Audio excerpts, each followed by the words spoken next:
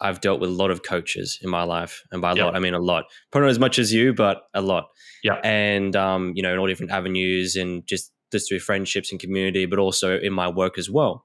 Mm-hmm. And when I speak to coaches, obviously there's a qualification process and whatnot, but the biggest thing that I come across is that people who are, let's say they have a full-time job or a part-time job, then they're a coach on the side, or they do, let's say they've got they do a business, like I'm a business coach because people are asking me for advice all the time. In your opinion, what separates people from, because I believe that, this is my opinion, you can tell me if I'm right or wrong here. Go for it. People are part-time coaches because they can't create a full-time income with it. Look, I think in any business, it's important to have multiple income streams. And studies do show that I think it was something like 80% of coaches tend to have a second income stream in some form, whether they're consulting or they've got a separate business. I think the biggest gap that I see with people is they don't want to let go of the security of a full-time income.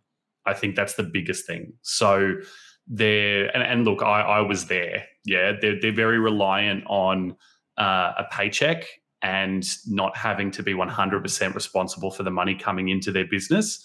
So when they get to that stage where they're like, hey, look, to grow this, I need to quit my job to make coaching my job, that creates a big void. And it's very hard to jump over that step to get moving and to really scale. And I think that's the biggest thing, is that when you actually take that step and you jump off the cliff and you take your own advice and choose the hard path, that's usually when the real magic happens. And speaking to that magic, let's just run through a scenario. Someone has decided to bite the bullet. What are some of the biggest mistakes that coaches or even just people in business make when they take that jump?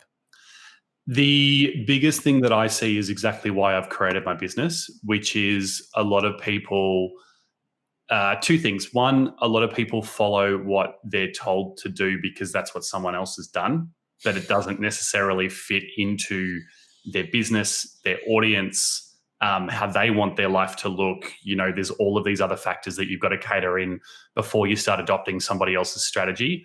I think the other thing is that they go to the old school methods without knowing exactly how to market to their clients. So as an example, a lot of the coaches that I train turn around to me and go, Jim, I'm working on my website. I've just printed my business cards. I'm putting posters and stuff up, like all this sort of thing.